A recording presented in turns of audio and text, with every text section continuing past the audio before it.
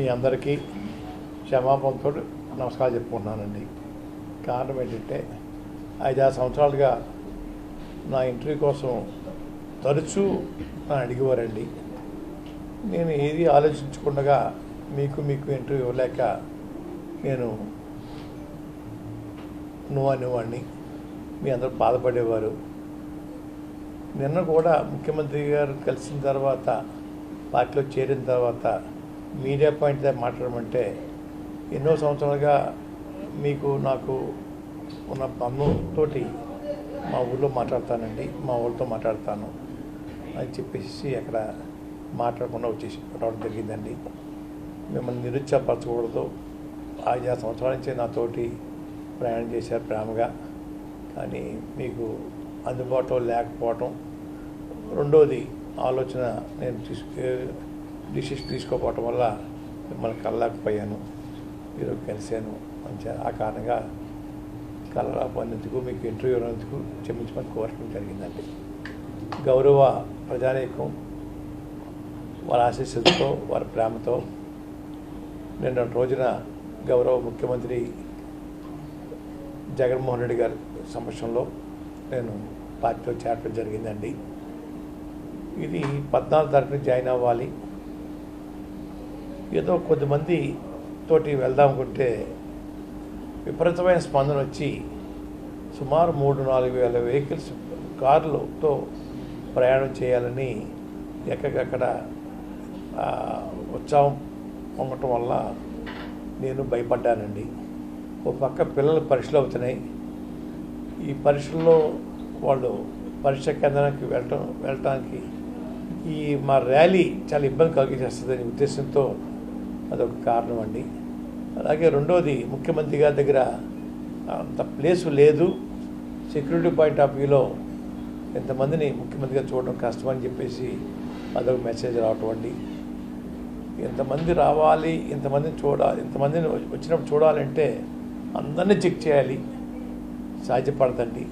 వారు వెళ్ళింది కూడా చెక్ చేయాలి, అసాధ్యం ఇది చెప్పడం వల్ల పిల్లల్ని భవిష్యత్తు దృష్టిలో పెట్టుకొని, ముఖ్యమంత్రి గారి యొక్క మాటను దృష్టిలో పెట్టుకొని ఇక 14వ తేదీన వాయిదా వేసుకొని నిన్న రోజున వారి సమస్యలో చేరడం జరిగిందండి. అసలు ఫౌండర్లో నేను ఒకనండి. పార్టీ స్థాపనలో దురదృష్టం కొద్దీ కొన్ని శక్తులు వారితో నన్ను దూరం చేశారండి. అయినా ఈరోజు ముఖ్యమంత్రి గారు పిలుపు మేరకు మళ్ళీ వారిని చేరుకోగలిగారని చెప్పేసి చాలా ఆనందపడుతున్నానండి. పడ్డాం కూడా.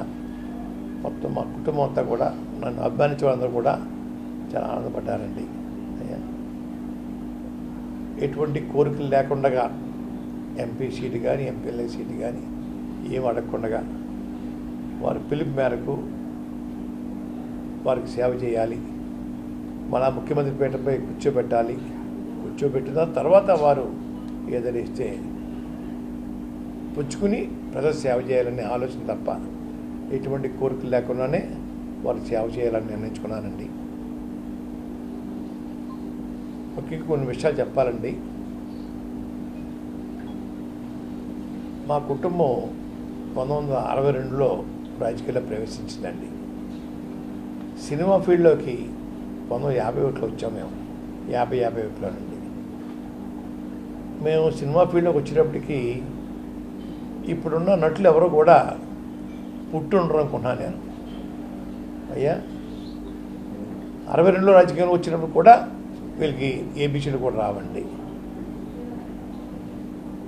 మా కుటుంబానికి రాజకీయ భిక్ష పెట్టింది బీసీ వర్గాలండి, దళిత వర్గాలు. మా కులంలో ఒక 5% అండి, అది కూడా పేదవారు మాత్రమే. ధనికులు అందరూ మాకు వ్యతిరేకమండి.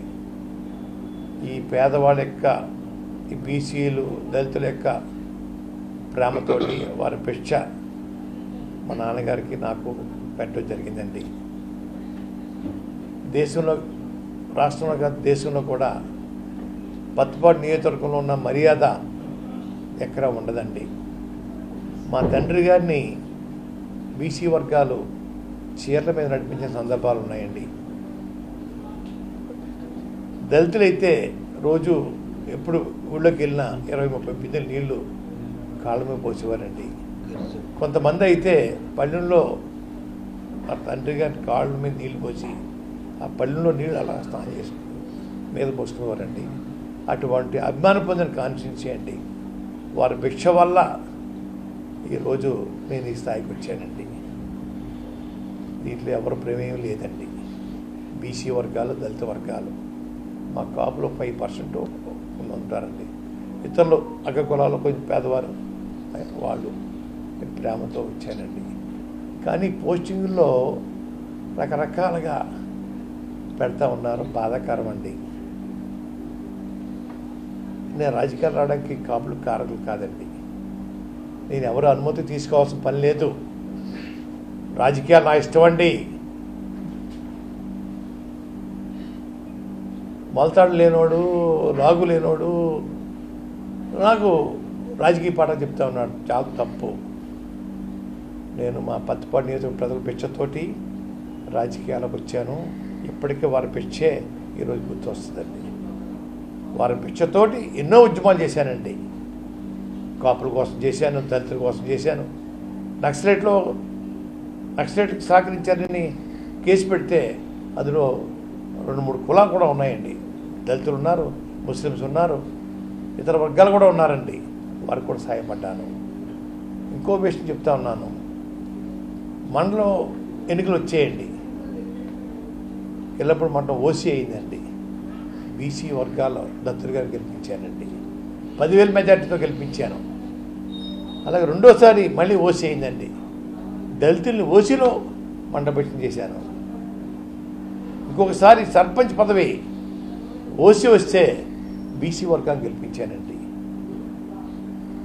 సెంట్రల్ బ్యాంక్ వచ్చేటప్పటికి బొడ్డు భాస్కరరావుకి మెట్లేశానికి పోటీ వస్తే భాస్కరరావు చేశాను. నేను నా వర్గాన్ని, నా మనుషులు కాపాడుకోవడం కోసం ఏదైనా చేస్తానండి. అక్కడ కులం కాదని అక్కడ నా వర్గం ముఖ్యం.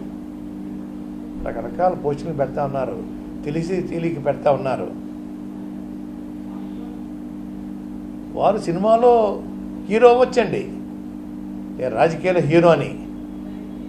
అంత పెద్ద హీరో కాబట్టి చిన్న హీరో అని, వాళ్ళు పెద్ద హీరోలు అవ్వచ్చు.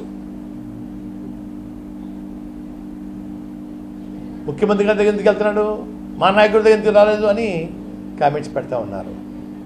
ముఖ్యమంత్రి గారు కుటుంబానికి ఒక చరిత్ర ఉంది. వాళ్ళ తండ్రి గారు రాజశేఖర రెడ్డి గారండి ఎమ్మెల్యే, ఎంపీ, మంత్రి, ముఖ్యమంత్రి చేశారు. జగన్మోహన్ రెడ్డి గారు ఎమ్మెల్యే, ఎంపీ, ముఖ్యమంత్రి చేస్తూ ఉన్నారు. వారు పెద్దను పంపించారండి. మిథున్ రెడ్డి గారిని, కాకినాడ ఎమ్మెల్యే చంద్రశేఖర రెడ్డి గారిని, కాకినాడ ఎమ్మెల్యే గీత గారిని, మాజీ మంత్రి ప్రెసిడెంట్, పార్టీ ప్రెసిడెంట్ కన్నబాబు గారిని పెద్దలు పంపించి దాన్ని పార్టీలోకి ఆహ్వానించారండి. నేను సంతోషంగా అంగీకరించాను. వస్తాను, వెళ్ళానండి. మా దగ్గర వెళ్తున్నారు కదా, మా దగ్గర ఎందుకు రాలంటారు. మీరు ఏంటి పొడుగు, ఏంటండి ఇందుని? ఆయన సినిమా ఫీల్డ్లో గొప్పవాడితే అవ్వచ్చు, రాజకీయాల్లో నేను గొప్పవాడిని. గతంలో చంద్రబాబు నాయుడు గారండి లోక్సభ స్పీకరు బాలయ్య గారిని, అసెంబ్లీ స్పీకర్ రామకృష్ణ గారిని, ప్లానింగ్ బోర్డు వైస్ చైర్మన్ బొడ్డు భాస్కరరావుని పంపించి నన్ను ఆహ్వానించారు. చంద్రబాబు నాయుడు దగ్గరికి వెళ్ళానండి. రాజకీయంలో ఆయన పండిపోయి ఉన్నాడు. వారింటికి వెళ్ళాను.